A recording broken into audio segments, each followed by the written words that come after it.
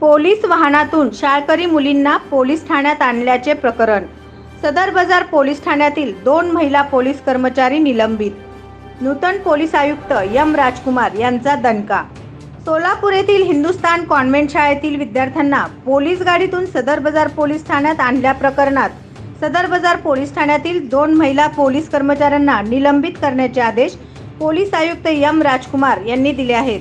Police आयुक्तांच्या या कारवाईमुळे पोलीस दलात चांगलीच खळबळ उडाली आहे. महिला पोलीस नाईक मंजुळा संभाजी वाघमोडे बक्कल नंबर 1412 आणि महिला पोलीस नाईक सुनीता किसन धोंडबरे बक्कल नंबर 1705 अशी निलंबित करण्यात आलेल्या कर्मचाऱ्यांची नावे आहेत. हिंदुस्थान कॉन्व्हेंट चर्च हायस्कूल या इंग्रजी माध्यमांच्या शाळेत फीच्या कारणावरून बुधवारी शाळेसमोर आंदोलन करणाऱ्या पालकांची तक्रार पोलिसांकडे करण्यात आल्यानंतर सदर बाजार पोलीस ठाण्यातील कर्मचारी महिला पोलीस नाईक मंजुळा वाघमोडे व सुनीता धोंडबरे यांनी पोलीस वाहनातून शाळेतील विद्यार्थिनींना व पालकांना पोलीस ठाण्यात आणले होते. या प्रकरणात शाळेविषयी तसेच पोलिसांच्या भूमिकेविषयी जनमानसातून तीव्र संताप व्यक्त करण्यात आला. या विषयाचे गांभीर्य ओळखून पोलीस आयुक्त एम राजकुमार यांनी या प्रकरणाची संपूर्ण चौकशी करण्याचे आदेश दिले होते.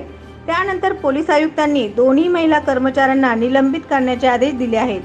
पोलीस आयुक्तांनी एखाद्या प्रकरणात इतक्या तात्काळ पोलीस कर्मचाऱ्यांवर कारवाई करण्याची गेल्या अनेक महिन्यातील ही पहिलीच वेळ आहे.